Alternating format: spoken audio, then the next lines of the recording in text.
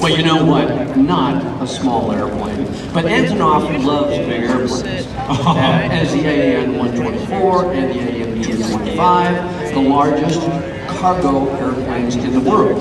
And this, without a doubt, has to be the biggest biplane in the world, powered by approximately around 1,000 horsepower Russian radial engine. And as you can see, it's very, very wide and deep, huge tail surfaces.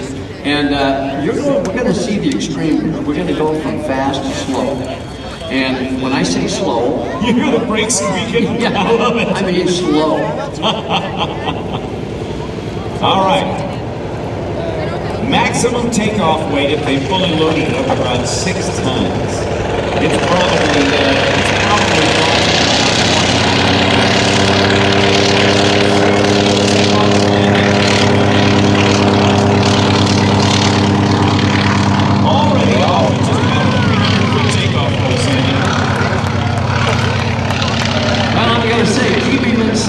which will be very easy to do with this PP's moving.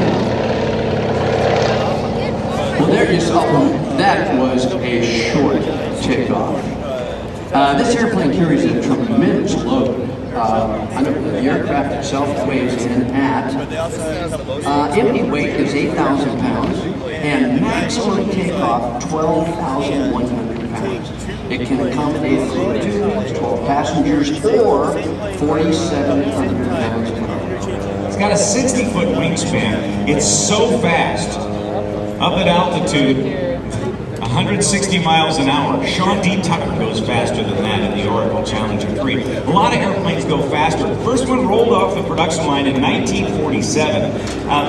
They started building them in Russia. Then later on transferred production to Poland. They call it Anushka or Little Anna. That's the common nickname for it. And some of the Chinese aircraft, they were also built in China in 1968. So from 1947, I understand that during the Korean conflict back in the early 1950s, they would use this airplane to insert counter-insurgency troops into the snowbanks, so they would literally fly very low in snow, and the guys would just jump out and land in the snow and not get hurt.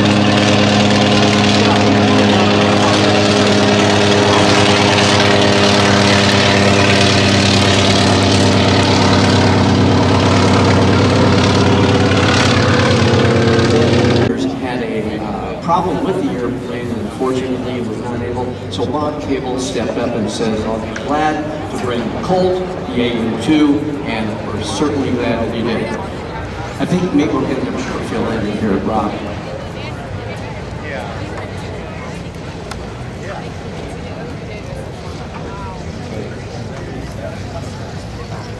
Look at that, ladies and gentlemen. How about a big round of applause for Bob Cable and his Antonov AN-2.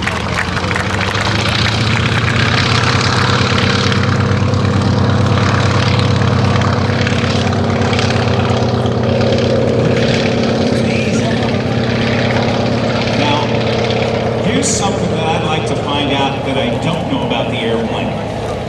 It says it's got this 9-cylinder radial engine, the Shvetsov ASH-621R.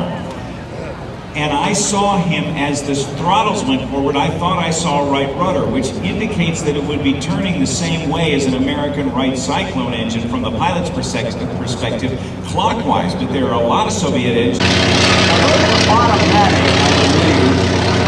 It's so slow that the slats automatically pop out on the leading edge, which changes the airfoil, which means that you can have a much steeper angle of climb and still get the lift over the wing. And the airfoil is actually the shape of the wing, and it's kind of interesting that how Bernoulli works. The Bernoulli's Prince of 26 and even the B-25s were way up there close to over 9,000. You know, Rob, something else is almost unbelievable. On the B-17 and the B-24, they were able to push out approximately 16 airplanes a day. When you stop and think about all that goes into building an airplane, from the electronic engines, assembly, and putting those parts together. To me, that's an astounding fact. But that's when the Americans went shoulder to shoulder, put their nose to the grinding wheel and said, we're doing it, we did it, and they did. Indeed. As a matter of fact, when Consolidated built the B-24, designed and built the B-24 Liberator, was at the peak of their production capability. Production was actually handed off